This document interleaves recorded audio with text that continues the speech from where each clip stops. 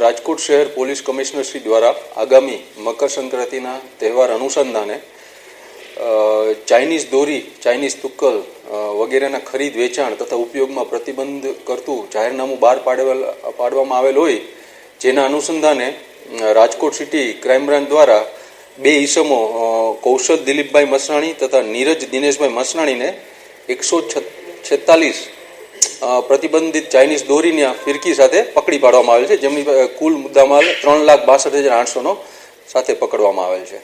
હાલ આ બંને આરોપીઓ વિરુદ્ધ આઈપીસી કલમ 188 તથા જાહેરનામા ભંગનો ગુનો દાખલ કરી અને અટક કરીને કાયદેસરની કાર્યવાહી કરવામાં આવેલ છે.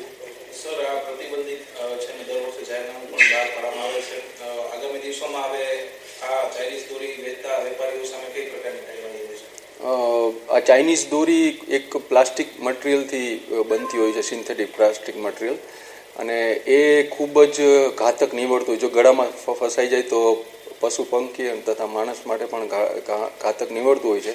તેથી આગામી દિવસોમાં પણ આવા જ ઈસમો જે પ્રતિબંધ ચાઇનીઝ દોરી વેચે છે એમના વિરુદ્ધ આવી જ પ્રકારની કાર્યવાહી કરવામાં આવશે. સર, અનેક લોકોના મોત નીપજે છે દર વર્ષે આ દોરી ગળામાં આવી જવાથી. વેપારીઓને શું ચેતવણી આપશો?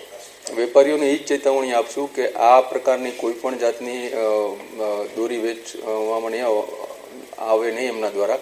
અધરવાઇઝ તેમની ઉપર કાયદેસરની અને આઈપીસી 188 તથા જીપી એક્ટ 135 મુજબની કાર્યવાહી કરવામાં આવશે.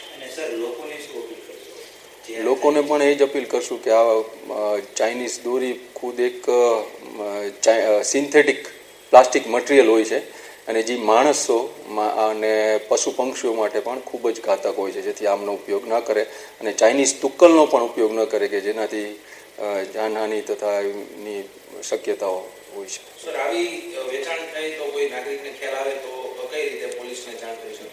નજીકના પોલીસ સ્ટેશનમાં જાણ કરી શકે. આવા કોઈ પણ ઈસમો આ પ્રકારનો કોઈ પણ વેચતા હોય તો નજીકના પોલીસ સ્ટેશનમાં જાણ કરી શકે અથવા 100 નંબર ઉપર પણ જાણ કરી શકાય છે.